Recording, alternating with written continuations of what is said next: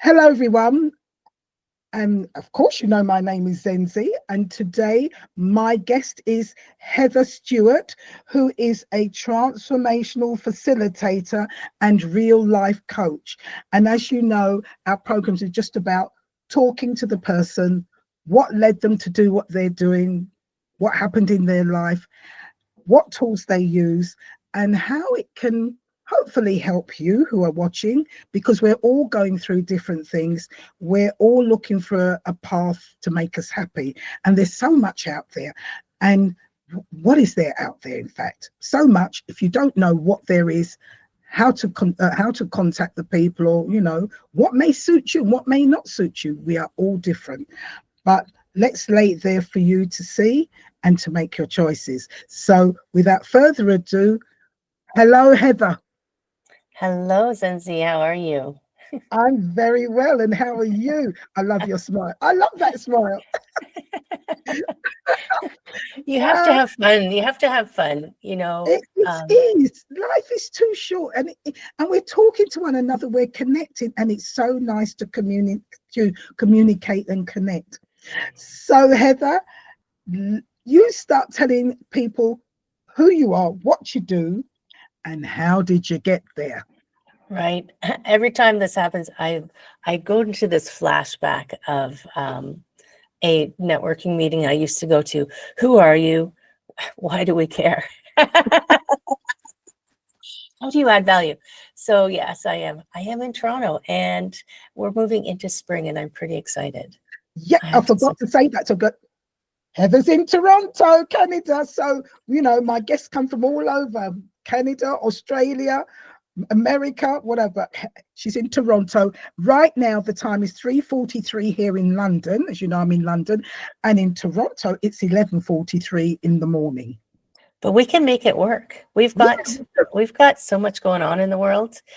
And I wonder sometimes if that's what contributes to so many people feeling like they don't know where to go. You know, when you go to those restaurants and they have the menu with too many things on it, and Yeah. you think, I don't know what to do. You I'll have get a bowl of soup. confused. You get confused. Too much Yeah, choice. too much choice. I But think you're right. yeah, and I think sometimes if you can find a way to connect with that person, or like be curious and just go on an adventure, and you don't have to say yes to the people.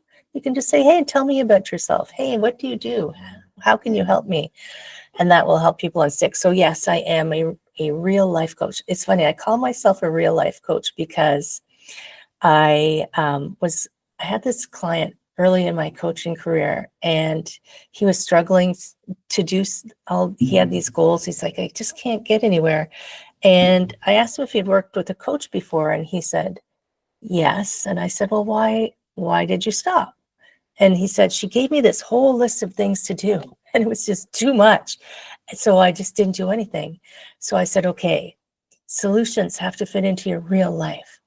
So, yeah, right. You can't add more on, or you have to find a way to find the gaps that work for you, right? Yeah, to connect with each one in their own individual way. There shouldn't be, you got to do this, you got to do this, got to do that. It might be okay for that person, but it's not necessary for this person. And when you are coaching, you're actually connecting to the person and feeling spiritually, how do you help? Right.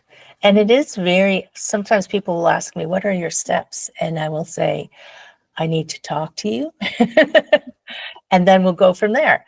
And for some people, they want the steps that makes them feel like they understand what's going to happen, which I totally get. So I try to help them, understand the process that's going to happen. And even when I do groups, because I do also coach groups, I keep them small so that there can be those individual connections. And so, yeah, what I do now is I actually created a program. It's interesting. It's going to feed into how I got here, called the Thriving Life Method. So my first career, I did what you were supposed to do in life. And I went to university and I got a business degree and I became a CPA. Mhm. So I was, an accountant. I had the career, I had the company car, I had stock options, I was a senior director. And by today's standards, I was successful. Yet I wasn't happy. I was just like, I wouldn't turn on the fluorescent lights in my office because I felt. Did you ever see Joe versus the Volcano? It's a really old movie. He talks about the fluorescent lights sucking the life out of his eyeballs. I know But what you mean. yeah, I was I just don't like, like bright lights, so. no, I was good at my job. I mean, I was a senior director, and a couple of things happened.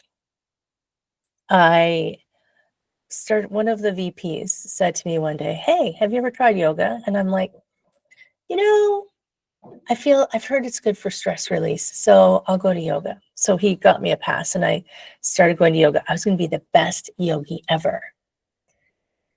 That's not what the point of yoga is. So I was going to yoga 5 days a week, and Oh my God. I know, and I was doing Ashtanga. So it's like, it's very powerful yoga, right?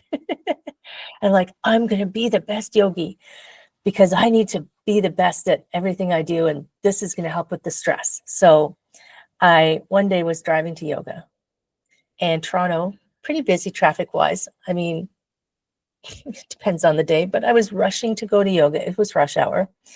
And I'm like, I got to get to yoga. And I'm driving through this very big intersection. I know. If you've ever done yoga, that's why Zenzi's laughing. That's not yoga. I'm driving through this intersection and there's this lady crossing the road. And I'm like, what the blah, blah, blah, blah, because she's in my way.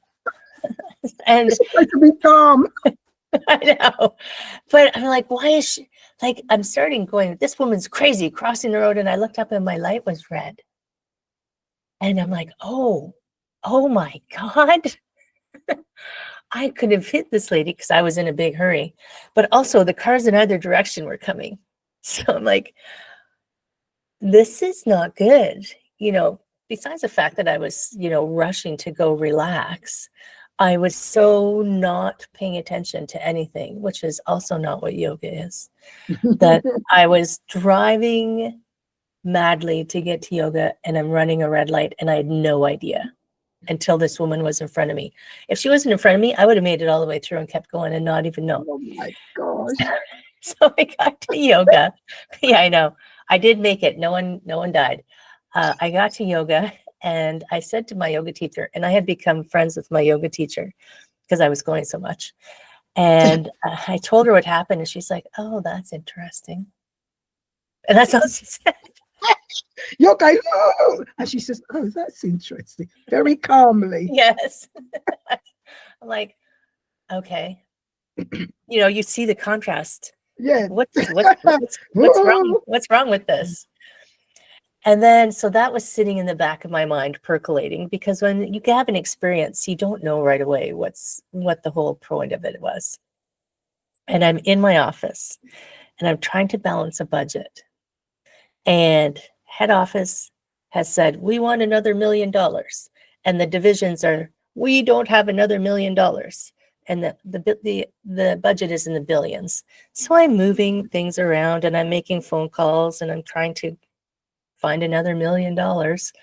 And the radio is on behind me. And the announcer comes on, and I don't even remember what I was listening to, but they make a comment that the majority shareholder of the company, how much money he was worth. And I went, he does not need another $1 million. He's got enough. He has enough. And then I started paying attention to like what was really going on. I'm like, wow, I'm spending all of my time and energy moving numbers around, which there's people who love it. I'm like, yeah, we probably need you to be doing that for us. But I wasn't loving it. And I was coming to the end of this project and I was going to have a promotion. And I was talking to one of my colleagues and I said, I don't want a promotion. My husband also went, what do you mean you don't want a promotion? Because his goal in life was to be a VP by 35. And I was going the other way. I was like, no, I don't want another promotion because it means more money. It means more status, which people want. I get it. You know, it was quite enjoyable, but it wasn't enjoyable because I was trading my life for that.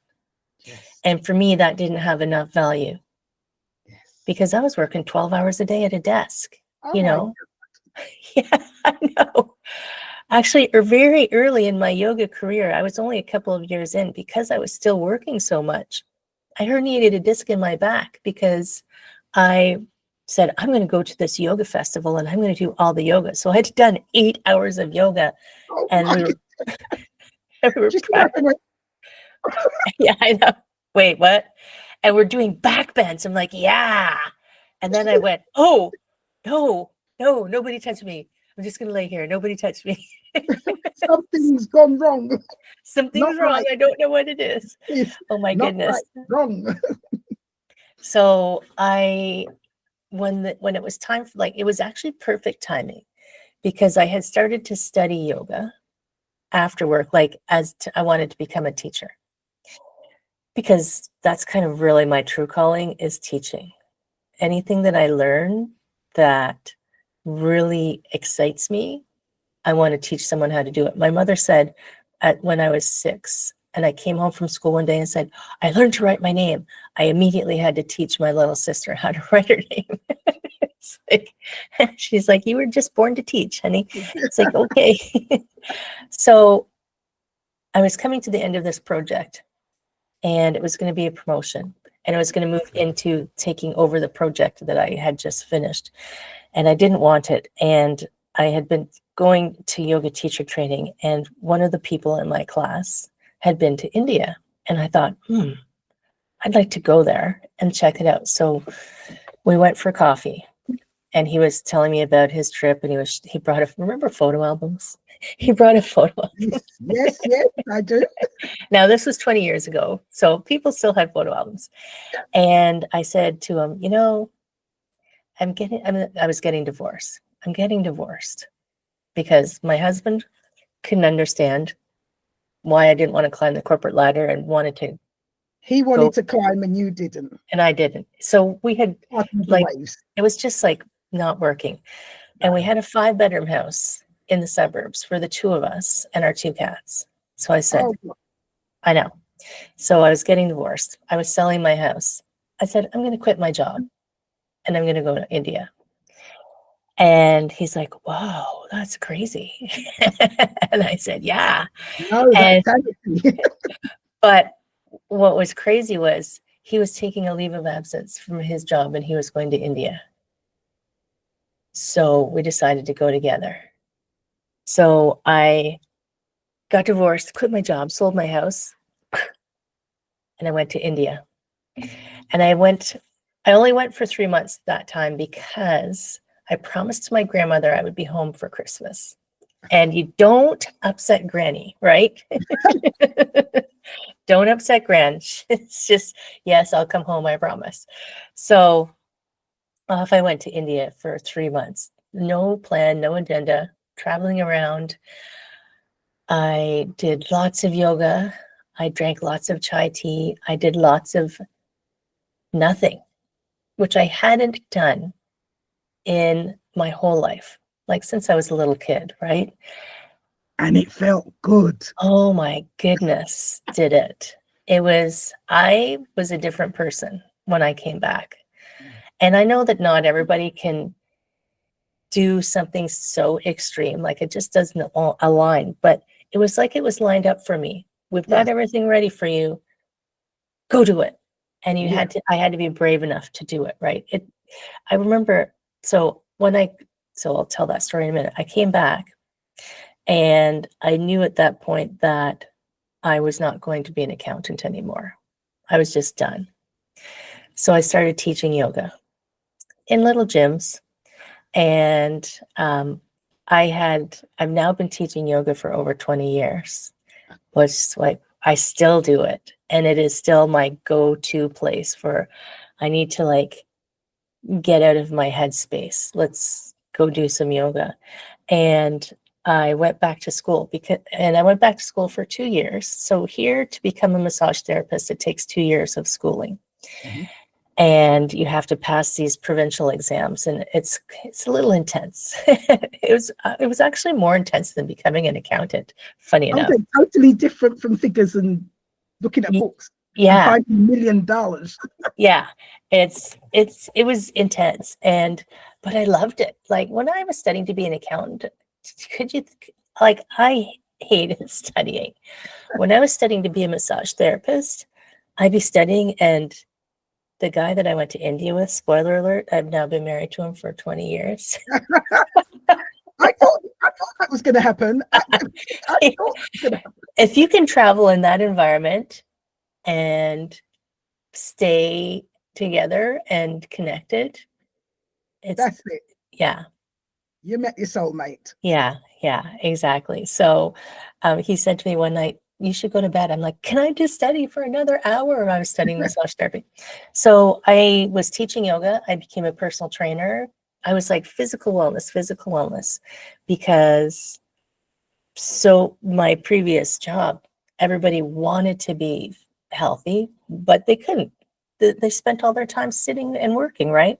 Yeah. So my focus became physical wellness. And I did massage therapy. I just retired from it a couple of years ago. Did massage for 14 years. It's a very physical practice. It is. Yeah, and it can take its toll on you. I mean, I became a massage therapist in my 40s, so I was already kind of mature. Mhm. And in 2021, this was how my business expanded to what it is now. So I was doing yoga. I had my own yoga studio. I was doing personal training. I'm massaging, and all the time, people keep asking me questions and talking to me and asking me advice, and I'm thinking, I'm not qualified to do this, but I'll tell you my opinion, right? So I felt As a you bit, do. yeah, felt a bit like a bartender sometimes when people just come and tell you their problems. And the massage therapists that I worked with and the yoga teachers that I worked with knew that I'd been an accountant. So I actually was doing some business coaching on the side, because wellness people have such beautiful hearts, but no business mind, none. No business sense. Yeah. So I had become this person who could walk in both worlds. I'll talk to presidents and VPs. They're just people, and the government. And these people are like, it's too scary. I'm like, okay, I can be the in-between person for you. So in 2021, I had a stroke. Oh, Yes, I know, right? Like totally blew my mind, because I was super healthy.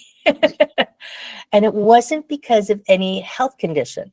If you know anything about the body, so I had a tear in my carotid artery that the blood went between the lining of the artery and the wall of the artery and pushed the artery closed. And there was a blood clot there. And one piece had broken off and gone to my brain. Now, what was interesting, the neurologist said to me, because I was so healthy, when this happened, he said, you probably didn't even notice that the blood supply from your brain was affected, because you're so healthy, like everything else was working so well, because they didn't know how long it had been there. You can get it like if you get hit in the neck, you can get it if you have a little whiplash, like there's yeah. just little, like you get a little tear. Mm. And they usually heal by themselves, but Mhm. this one had this blood clot. And they said, when I went into the hospital, I actually didn't know that I'd had a stroke. I walked into the hospital, I had double vision. So I had to walk like with my head twisted, because I Oh my, couldn't. shouldn't be laughing. Go ahead. You could laugh. I laugh about it, because I couldn't see straight. I was like, my husband was driving me to the hospital, and I couldn't wear my glasses. They made me nauseous. And I'm like, wow, I can see two of everything. It was just so weird. But I couldn't walk properly. I had to like shut one eye. And I went into the emergency room at 9:30 in the morning on a Saturday of Halloween. It was a very interesting place. Halloween. Yeah. It's happened to you at strange times. I know, right? It's all for my lessons. I know. I know. This is So, interesting. so I was in the outer emergency room from 9:30 to 12:30 because all I had was double vision. I looked totally normal. I walked in under my own power. And I went to the inner, they call it ambulatory emergency. And it's like it's a card in and card out. People, they weren't letting people in. If you had, because it was COVID, only patients were allowed in. And it was under renovation. So it had a toilet, but it had no sink in the bathroom. I was sitting in a chair for hours. They did an eye test on me. I'm like, and at about 8 o'clock that night, they finally got me into a CT scan. And it was just because I wasn't an emergency, right? I was just, something's funny with this girl. They sent me to the ophthalmologist. The ophthalmologist thought that I'd had a ocular migraine. And they said, well, just in case, we'll do a CT scan. So she actually thought there was nothing. She thought I was fine. And they did a CT scan and they said, oh, you've had 2 strokes. We're admitting you. And I went, are you guys crazy? And I had not eaten. Yeah. 2, I had not eaten all day because I'm in the emergency room and I'm like, I cannot allow, I'm such a good little patient, I'm not allowed to leave.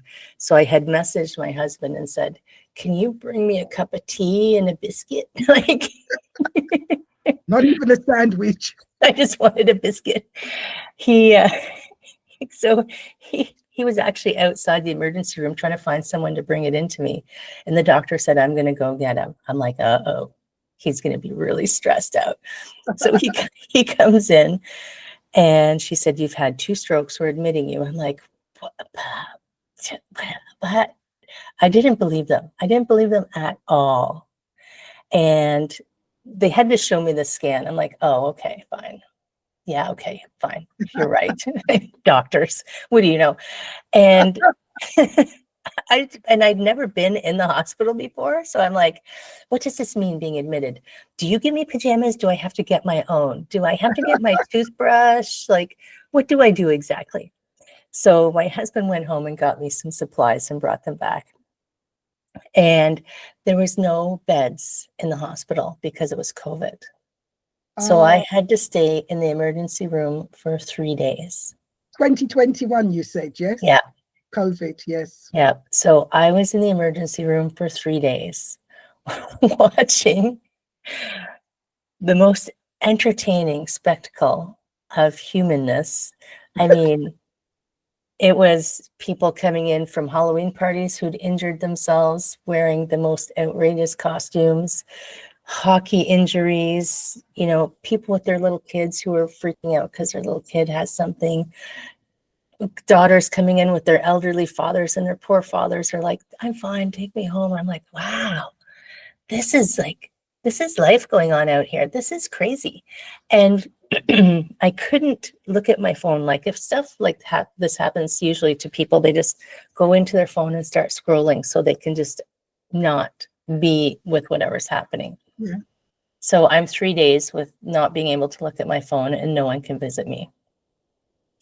Now, one of my friends did phone everyone she knew and said, Heather can't see properly, but she's in the hospital. So everybody was sending me voice messages to tell me, we love you, you're great, you'll be fine. I'm like, oh my God, you're so awesome.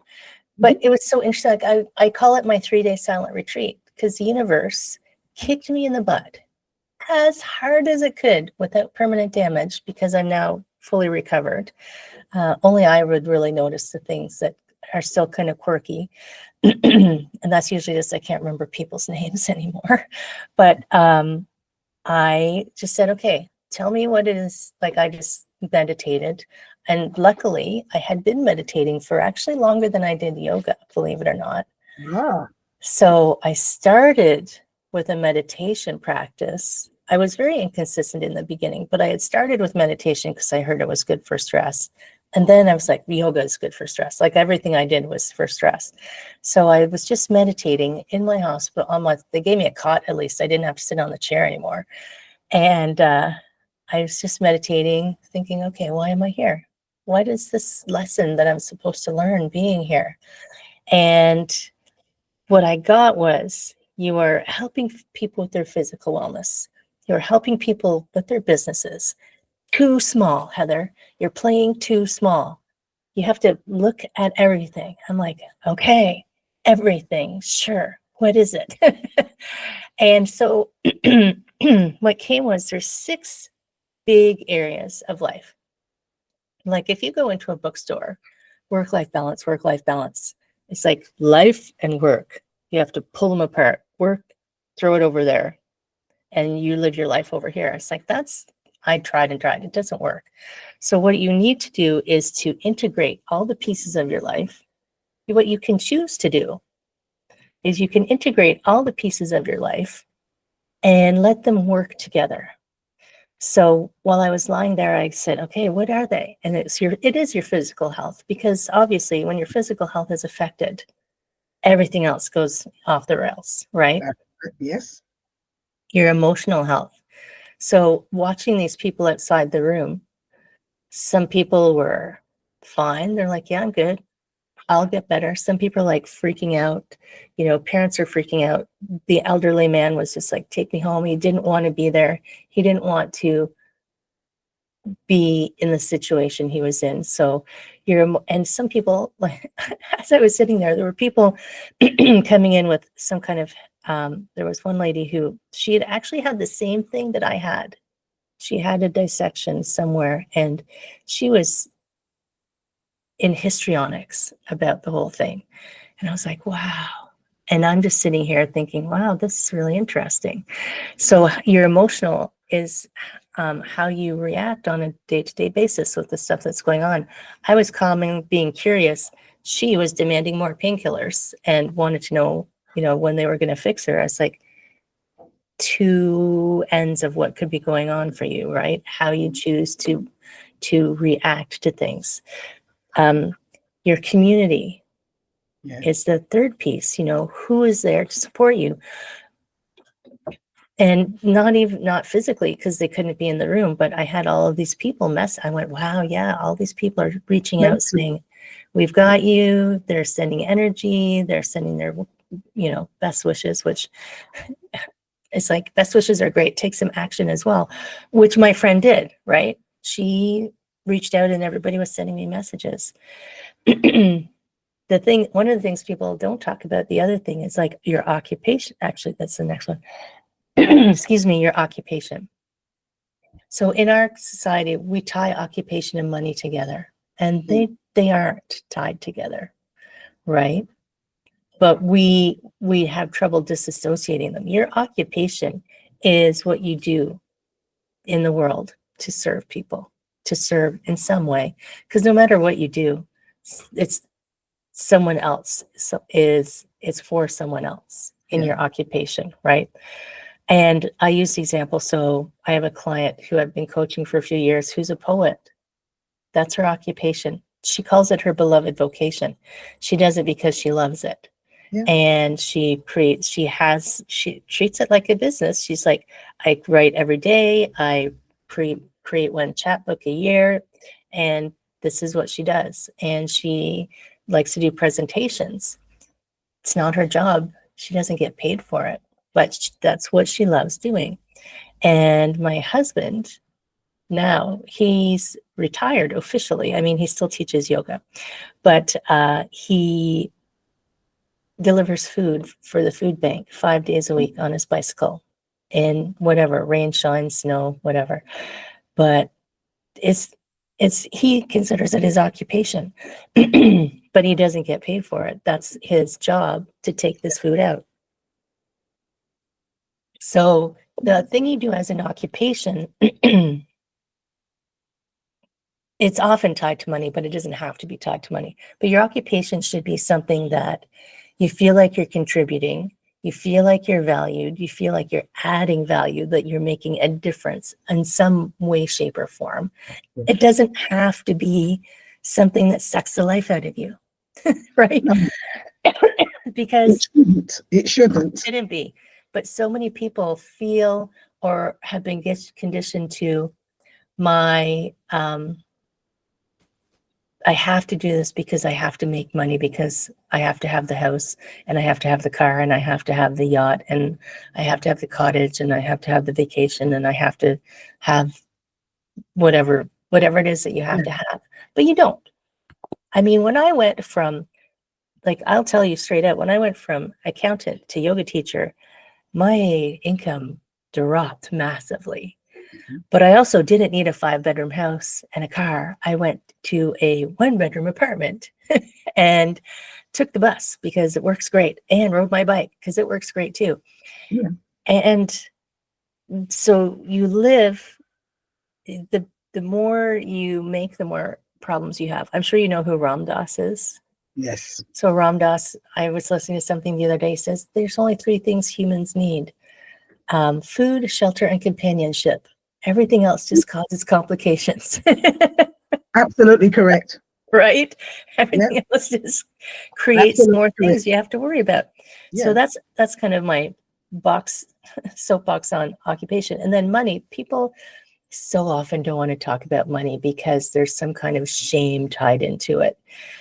Or, our status is so often tied into money. Yes. But you should feel comfortable talking about it in a way that you can say, I have the financial means that I require to live this life that is in harmony.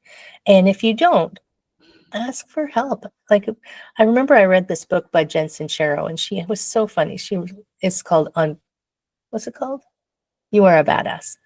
I've got it up on the shelf.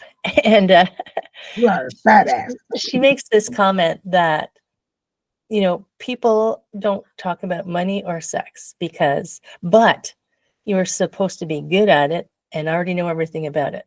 But you're Yes. not supposed to talk about it. Yes. And So, that's not necessarily the case. right? Exactly.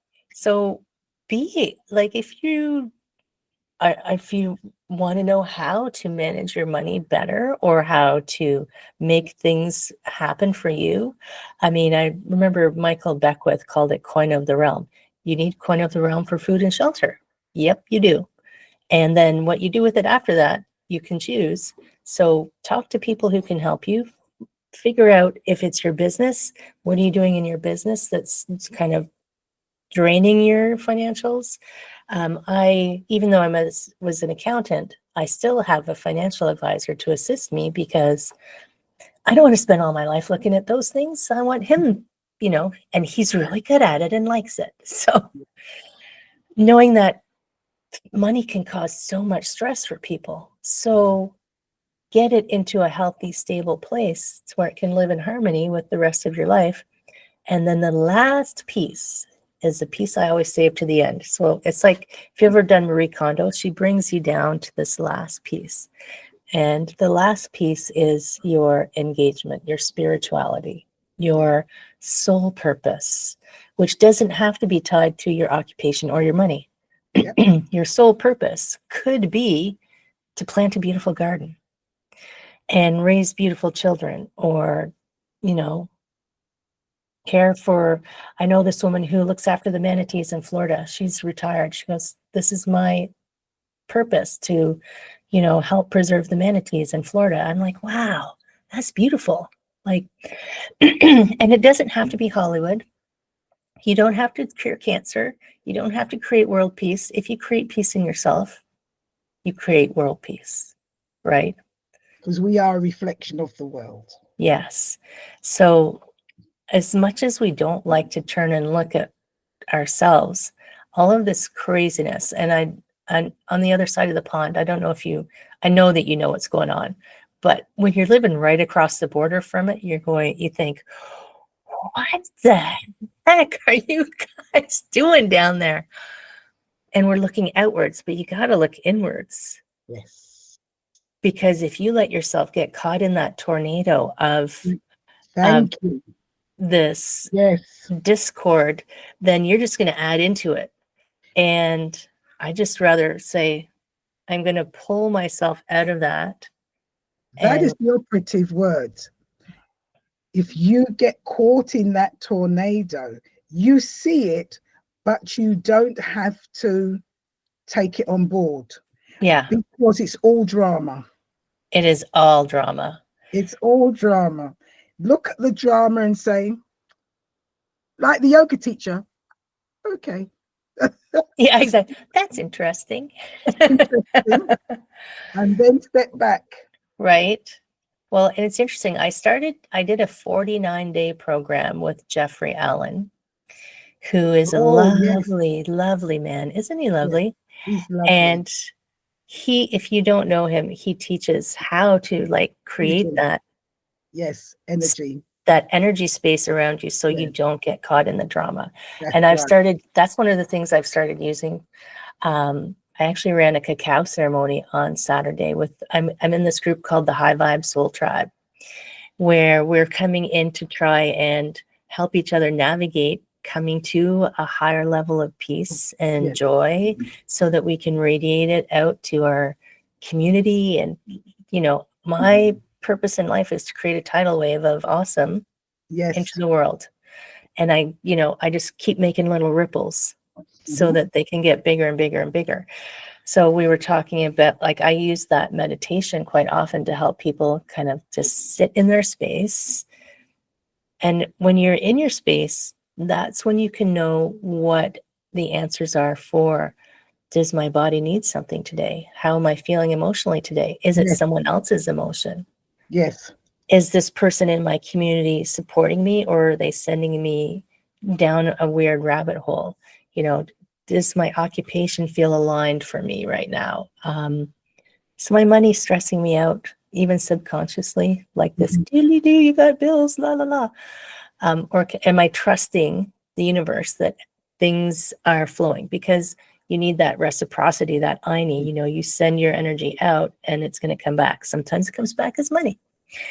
So it's like finding that inner awareness, that inner engagement space where you can go, "Ah, this is what I'm meant to be doing." Yes. And it's not an instant overnight thing. It took me a long time. And I took kind of a twisted road, but I wouldn't have changed that road. Sometimes we think we need to get to the finish line right away. Like, I should just know this. But you can't know until you're ready to know. You have to go through that process of learning, that process of experiencing in order to understand. Yes. It's like when sometimes I think, wow, if I was this smart and this aware when I was 20, I would have been so different. But I wouldn't be this smart if I hadn't gone through all this stuff from when I was 20 to I'm now 58, right? It's Exactly. like, It's that journey yeah, that's helped you. I mean, even when you were the accountant, look how it's come. Even when you're doing yoga and the teaching, it's helped you to help others. right. And if you didn't go through it, you wouldn't understand. When others are so scared speaking to VPs and directors and do this and do that, and you're saying, no, it's okay. Yeah, Finding yeah, that balance. It's who you are.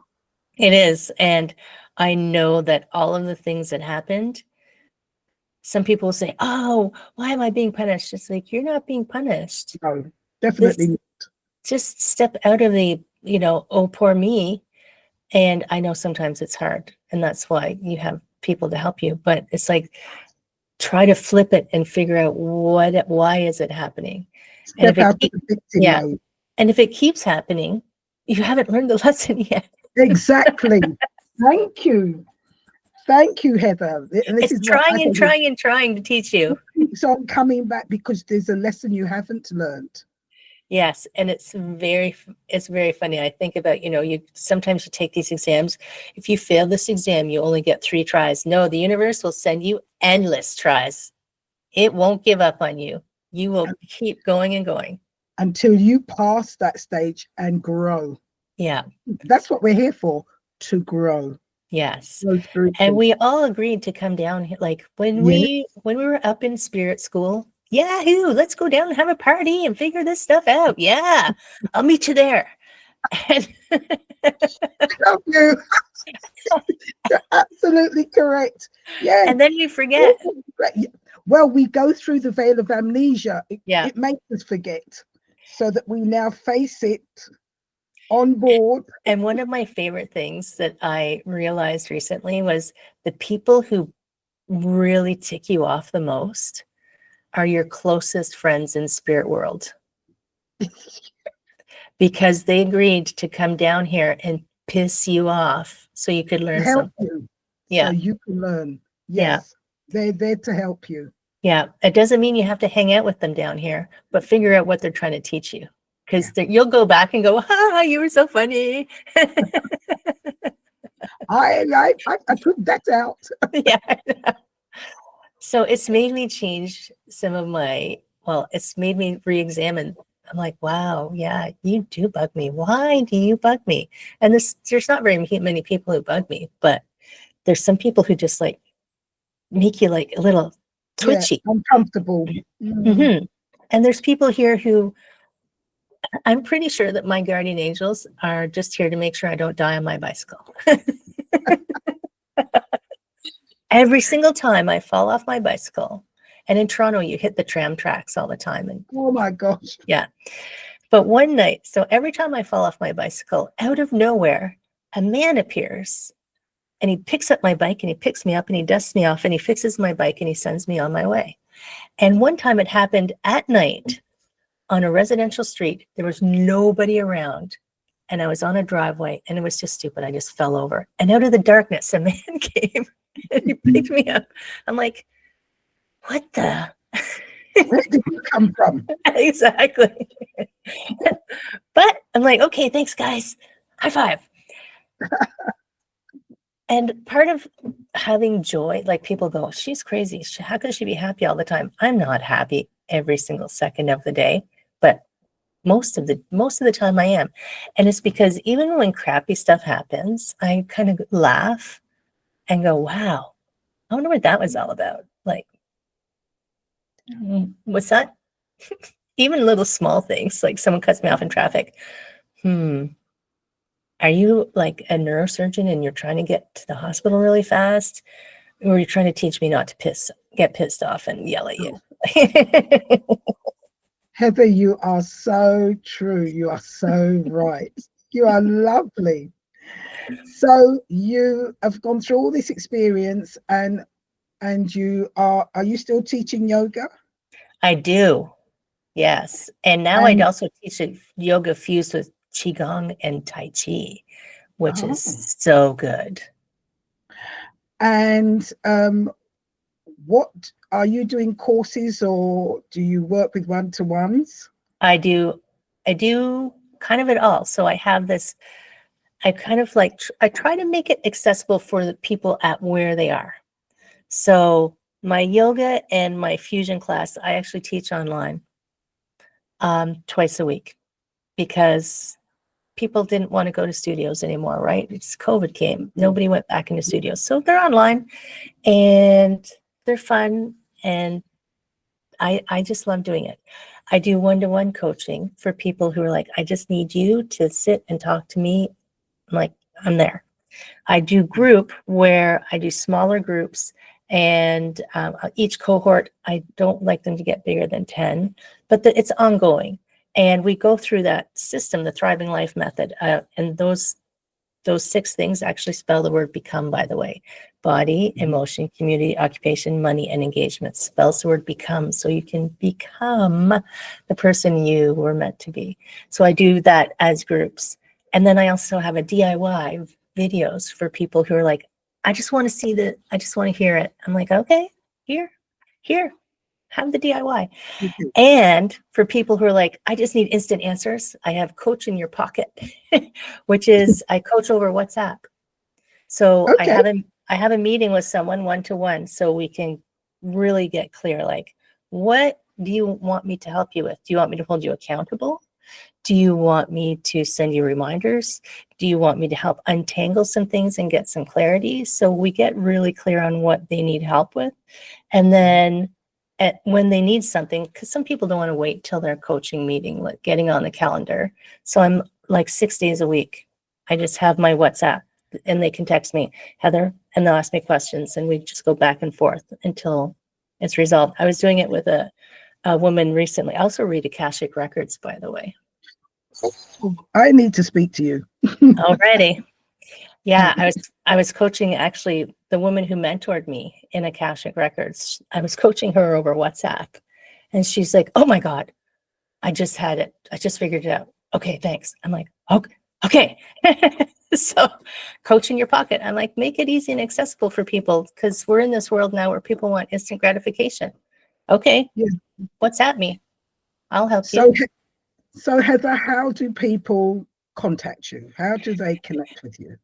They're going to say, Heather, your menu's too big. So the only place you need to look is heatherstewart.coach.